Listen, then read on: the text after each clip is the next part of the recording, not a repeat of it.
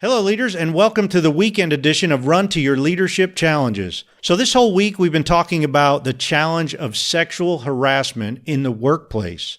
Today, we're going to switch it up a bit and talk about sexual harassment in public. So have you ever experienced sexual harassment in public? If so, what did you do? Did you interject or did you just walk away? Did you go over and try to help the victim, or did you just say to yourself, hey, this isn't my issue, let's go? I don't remember the name of the show, but a long time ago, I saw this TV show that basically they would set up cameras in like a public area, a public park or a bench alongside the street or something, and they would be paying somebody to do something wrong, something very unethical to another person. And they would do it in a way that bystanders would see what was going on. Now, the whole point of the show was basically to get the bystanders' reaction. Would they act? Would they interject? Or would they just walk away?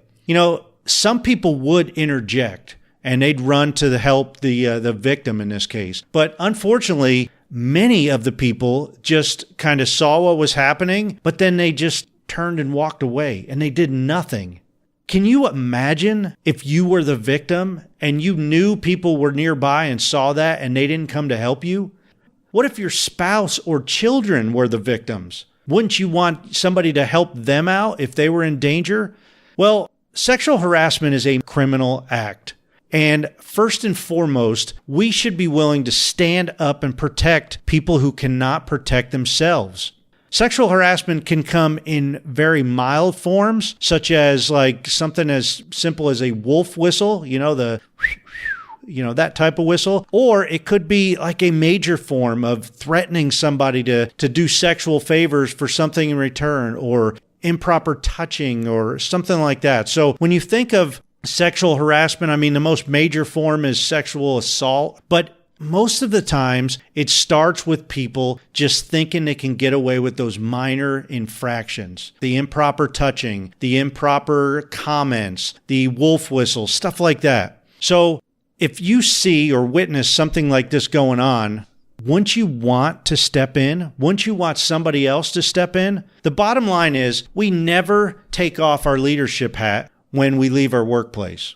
We are leaders 24/7. And we need to keep a watchful eye out for others. Not because it's our job and we're getting paid for it, but it's because it's simply the right thing to do. It's our civil responsibility. Hey, I hope you enjoyed this show. And don't forget to check out our YouTube channel, Current Leadership Coaching, to watch the unedited video version of this podcast every day. And you'll get some extra value as well.